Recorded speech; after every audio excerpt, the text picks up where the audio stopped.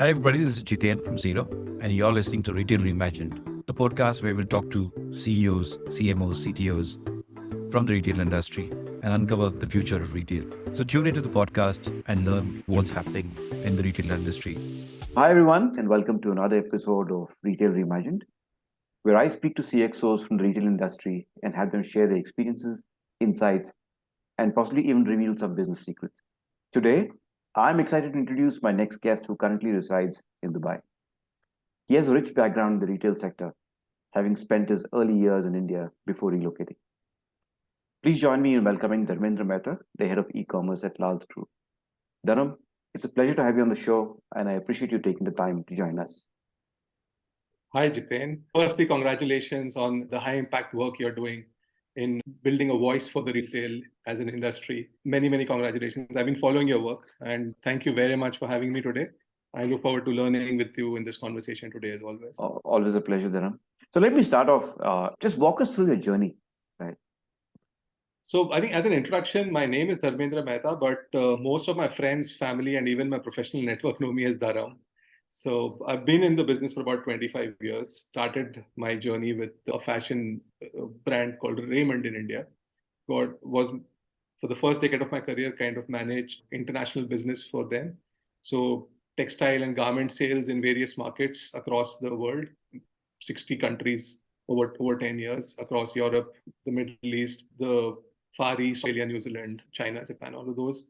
Then moved into retail for the next decade was with Future Group, that's where we met Jiten. Worked at Central and Brand Factory, first as GM for Central in Gurgaon, and then as head of categories for Brand Factory.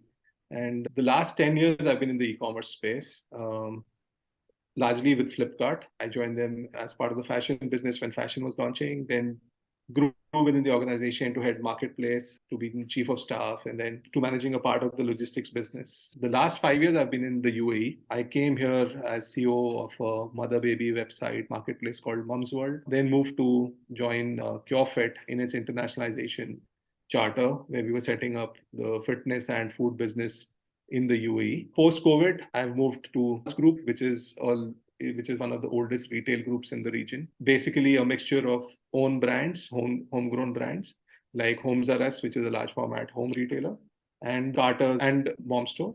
And we also have a few brands where we are franchisees of international brands like US Polo Association, Carter's, Oshkosh, etc. My role here is really to build digital journeys for the group, which is some brands need to sell on their own market, on their own websites and mobile applications, while some brands sell on third-party marketplaces. And also stitching together the omni-channel journey. So basically in-store experiences which are digitally led, and how do we kind of drive a seamless consumer experience between online and offline experiences for our brands. So that's really what I do. Wow, that's some experience. You've literally, I think, navigated the entire retail ecosystem. I've been kind of lucky there. So I think the whole thing, probably the credit goes to the India story, right? How it kind of started in the mid-90s, which is when I was graduating out of college, and then this entire liberalization and the expansion of retail, and thereon e-commerce, right? So I think I've been lucky to be at the right place at the right time, and found the right mentors, people who really gave opportunities, took us together. The learning curve has been really steep, and I'm hoping the contribution curve also remains steep as things go forward. Absolutely. And yeah, like you said, I think you've literally seen retail grow in India, right? And so much so that you also had the opportunity to spend time in a hot seat, heading large format store.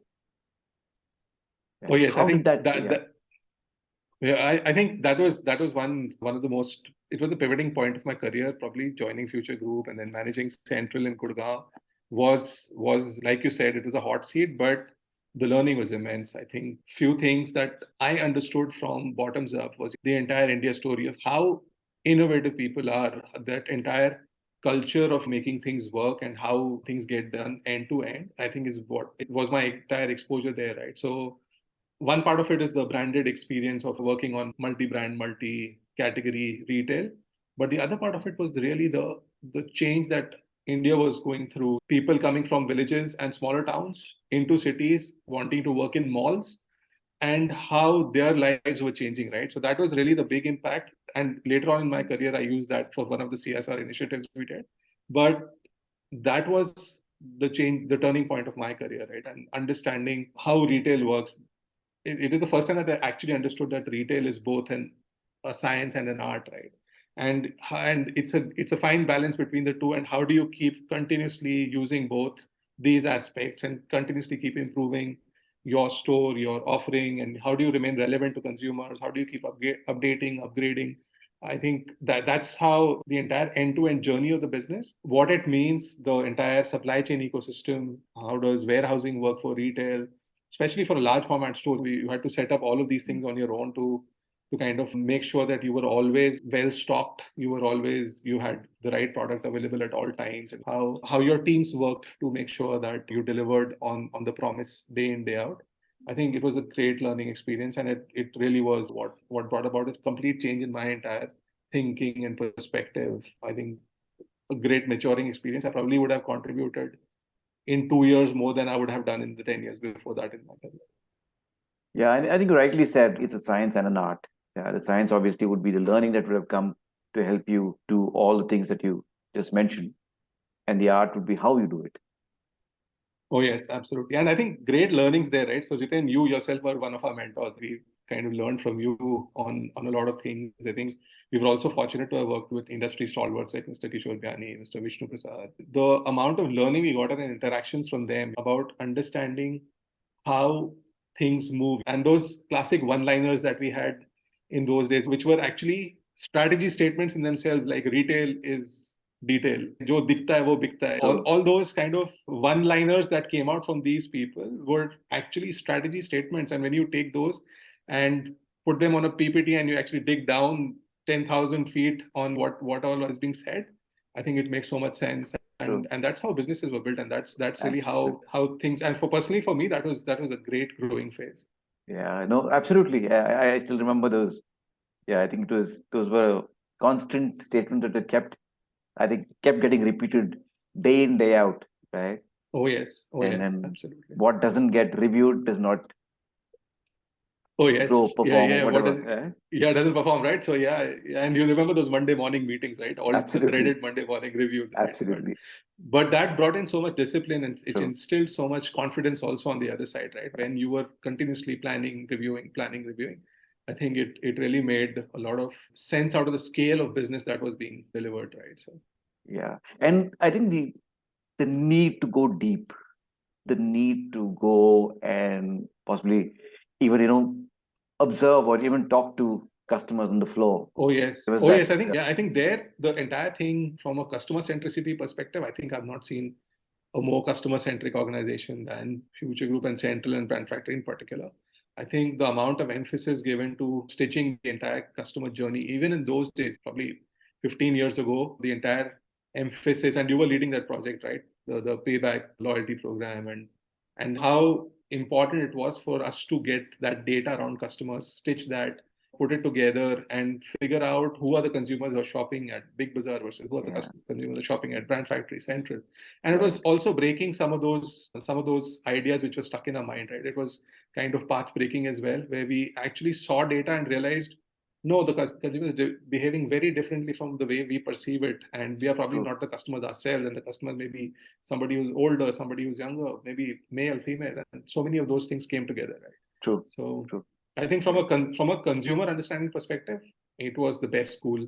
And the amount of work that was put in was tremendous. Absolutely. I couldn't agree with you more. I think you just kind of summarize it pretty well. So you were part of large format retailing, right?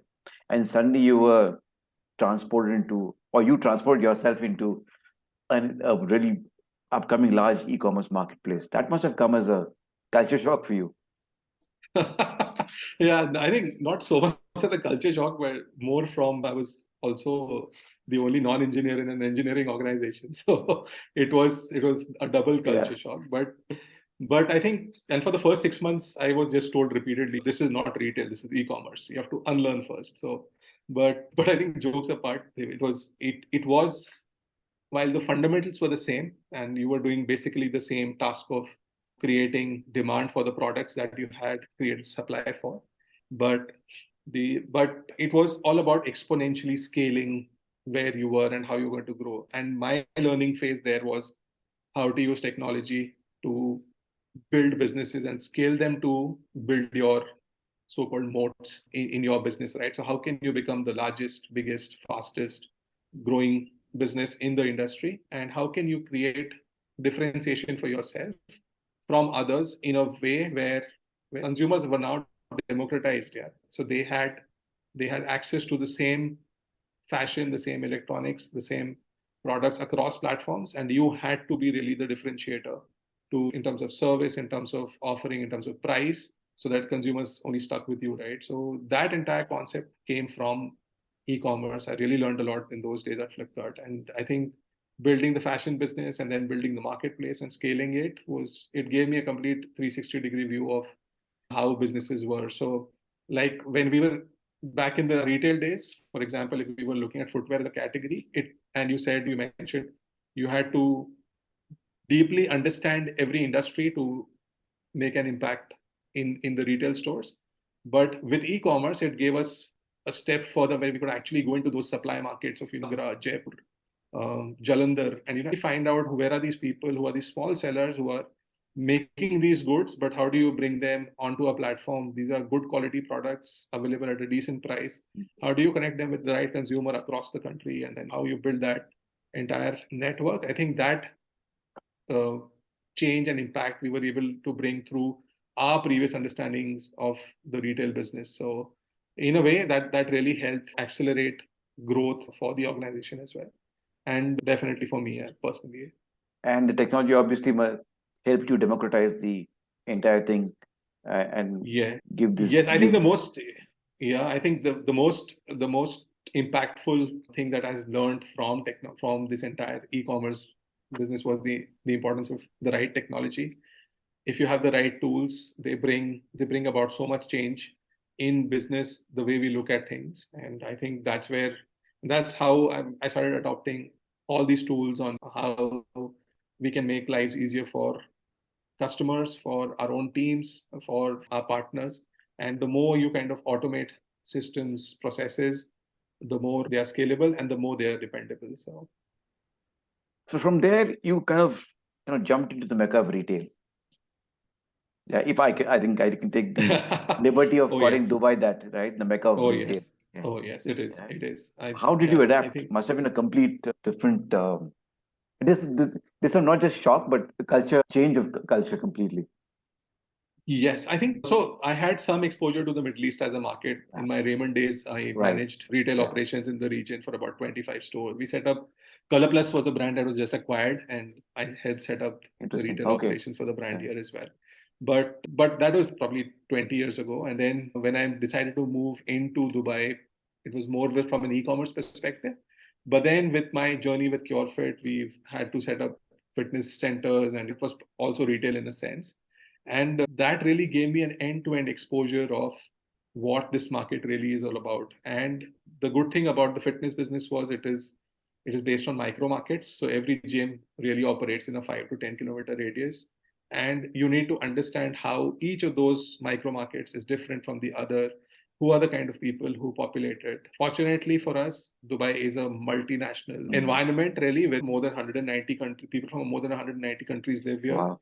They interact, they are consumers of each and every product at a different level. So that learning, understanding how people transact with your brand at different levels, and you have super luxury brands in one corner, and then you have another corner which is very affordable products, brands for less kind of concepts also available, and you have an outlet mall as well. So the entire journey of understanding a consumer and the plethora of offerings that you can actually bring in, if you are able to segment your consumers well and understand who's your primary customer, how you are going to grow how you're going to acquire a consumer and grow them through the funnel with you. I think that's really the opportunity really lies in Dubai. And that's the most exciting part of my current focus at Lals, where we are actually we have multiple brands and we want to acquire them at a certain point. We want to acquire consumers at a certain point, but then the funnel of them growing through the journey and moving from one brand to the other. People who were buying discounted products during end of season sales start buying full price products. during new season launches, and then how do they move through their journey, right? So these are things we want to stitch together. Really important for us to kind of get this right.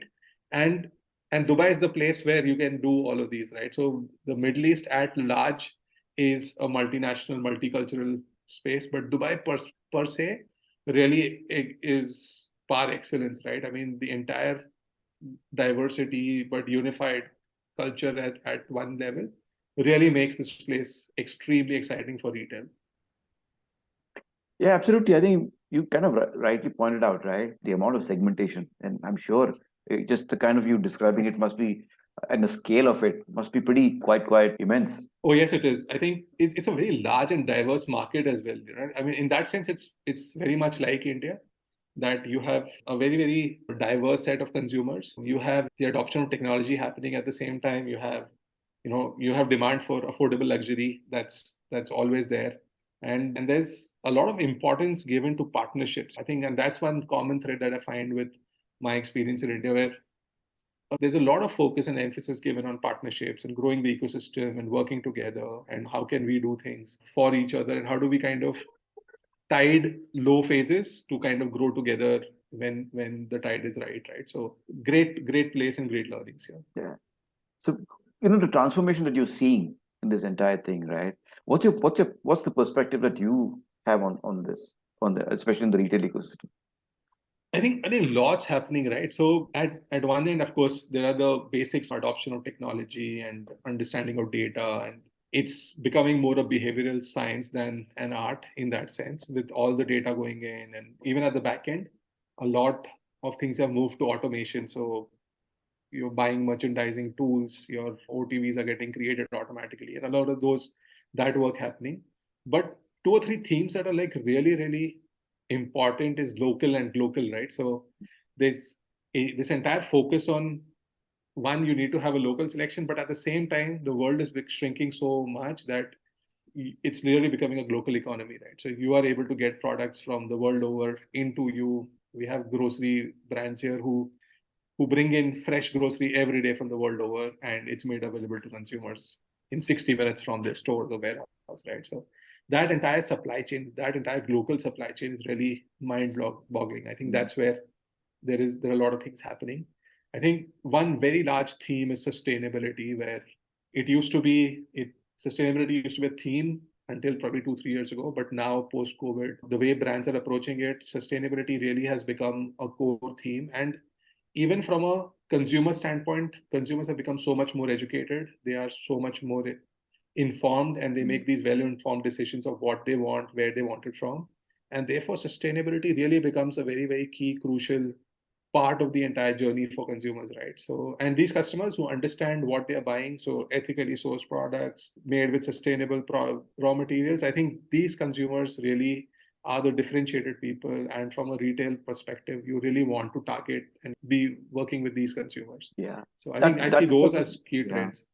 Right. Sorry, that itself must have been a challenge, right? You're kind of dealing with a customer who's so evolved, and trying to engage with him even more intelligently becomes a challenge by itself. Completely. And I think that's where, as a group, we are in this massive transformation phase, right? Where we're moving to a data first and digital second organization, right? Wow. So you understand who are these consumers. So on one side, you build a single view of inventory, so that where which product is, and you're able to offer it to a consumer in store, online, however you want it. And on the other side, you work on a single view of consumer. So who is Jiten? How many times does he shop with which of our brands? Have a unique identifier for Jiten, and either award him or reward him for certain behavior of digitally shopping with us. And at the same time, stitch that journey for Jiten in a way that he finds it a pleasurable experience to shop with us every time, and seamlessly, whether it is online, offline, across brands. So I think that's where the focus is really. And with the way internet is evolving, with third-party cookies going away, first-party data becoming more and more important, I think that's where it's really crucial for us as a business, and at large for the industry, to really figure out what are those touch points where you gather data from a consumer. How do you intelligently use them? How do you use customer data platforms to put all that information together? And then how do you use tools to kind of keep engaging with consumers intelligently at the same time, it is not seen as invasive, right? So you also need to respect their privacy with GDPR and all that happening. But at the same time, how do you kind of come up with very niche solutions so that this hyper personalization works? And I think that's one big theme that is going to come up in the next 2-3 years.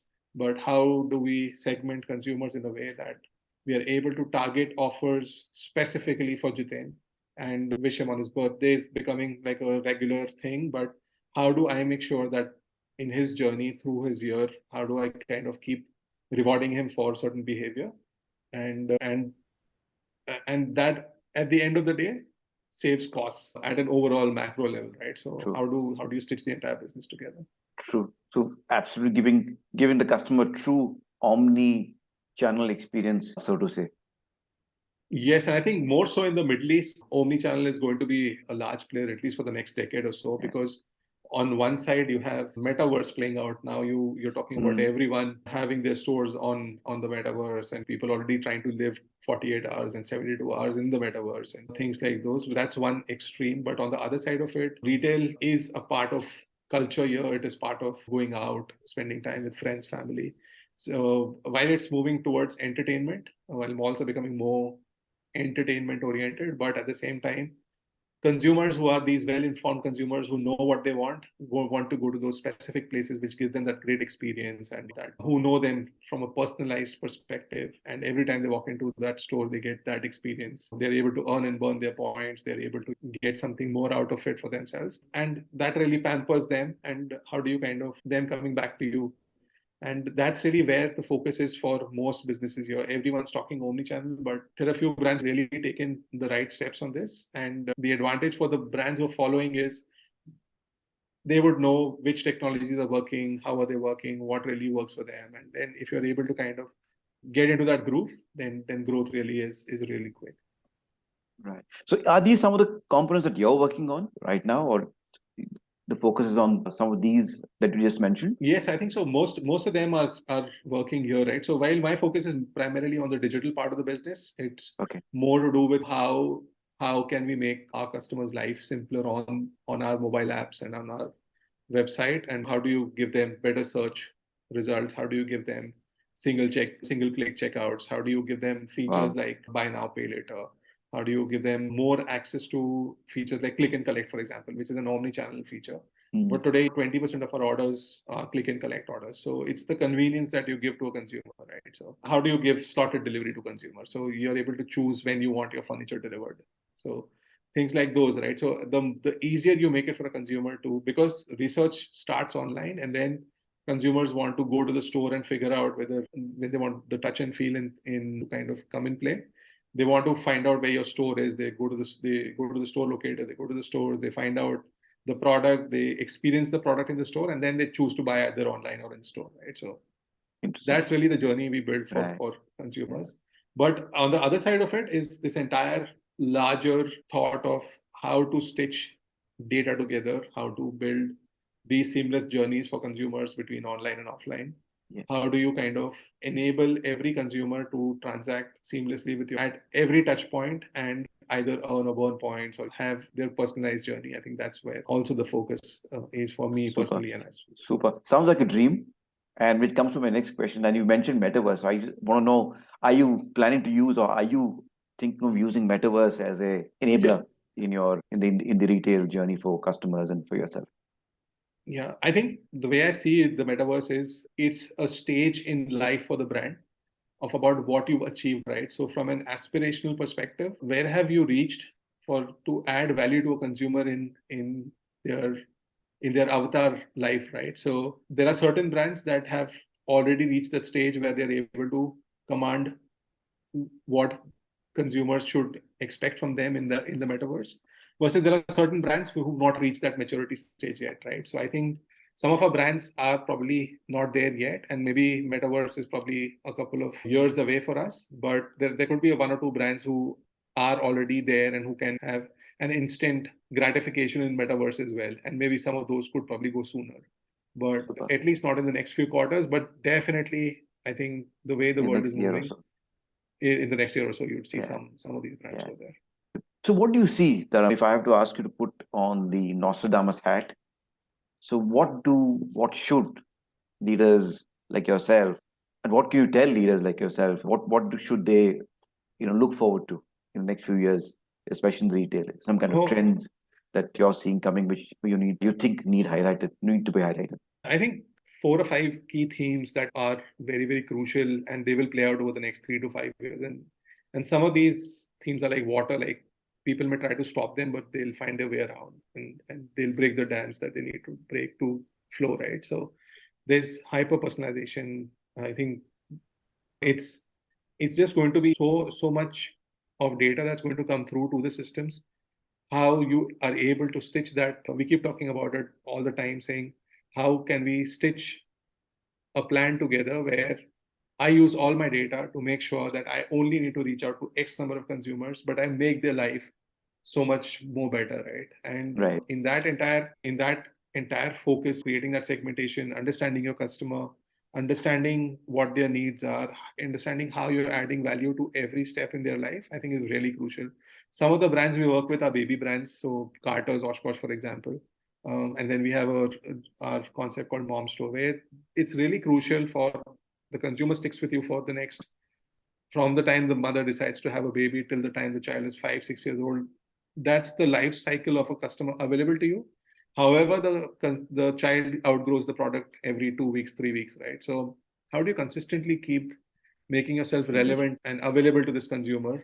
Right. And how do you engage with them, right? So awards, reward systems, how do you work around them?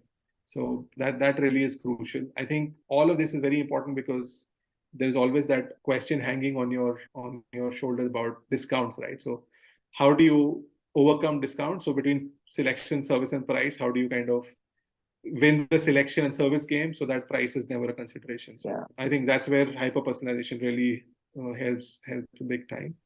I think the other big focus area is going to be collapsible supply chains, right? So based on the demand that you have, you are able to either increase or decrease your supply chain capacities. And how do you kind of use data to predictably deliver on that front? Because these are costs, and between fixed costs and variable costs, how do you kind of keep playing this game to looking at data, saying what are real life events happening real time, and how do you kind of react to those and make sure that you're always in control of both your demand and supply situations. I think that's going to be one. And then from a pure retail perspective, I think it's going to be multimedia storefronts, right? So it's the days of just going to a retail store the way it looked like are gone. I think today every store you go to has access to kiosks where you can place orders for extended catalogs. And this is going to evolve so much more, right? With Metaverse coming in, with all of that happening, you will be able to kind of have these multimedia store experiences coming, and that's going to be a game changer. Then I think there's blockchain, of course, which is impacting the entire payments and ownership of businesses is working on. There's already a lot of companies that have started accepting cryptocurrencies as payments, etc. Right? So that is going to become one big theme as well. So how you utilize blockchain both on the money side of things and on the supply chain side of things, I think is going to be crucial, and a lot will happen there as a theme. And yeah, and I think overall, while sustainable is probably the word, but circular retail is more like it, right? Where end to end you manage the product life cycle for the consumer, and if you're able to take back used products and then recycle them and then probably bring it back the customer to buy more from you. Exactly. So I think circular retail, I think, is going to be one big one too. I think those are key themes that are really exciting, and probably I'm looking forward to being part of this. Absolutely. I think retail is going through a pretty exciting transformation, and hopefully the next few years will we'll see it unfold. Yeah. Yes, I completely agree with you, Japan. Yeah. And Dharam, thanks so much. I think it's been an absolute pleasure speaking to you, and we're here getting those insights from you. I think a wow moment, right? Just getting those Thank you, nuggets. And just to quickly summarize, I think some of the things that you mentioned, I think retail is all in the detail. And so stick to basics while you're using the right kind of technology to both learn and scale. How do you differentiate so the customers keep coming back to you? Integrating of local and global to kind of make the offering far more, what should I say, magnanimous to the customer. Yeah. Using data to better engage the customer more smartly and driving customer centricity. Yeah. And of course, like you said, hyper-personalization and technologies like Metaverse could possibly change the way retailing is done with multi-storefronts. Right?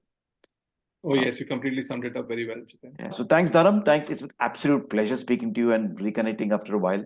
Yeah. Thank you, Jiten. Talking to you And today brought back a lot of memories, and I look forward to constantly keep talking to you. absolutely. I think we should, I think, do that more often. Look forward to it, Jiten. Thank you so much Thanks for a having lot. me today. Thank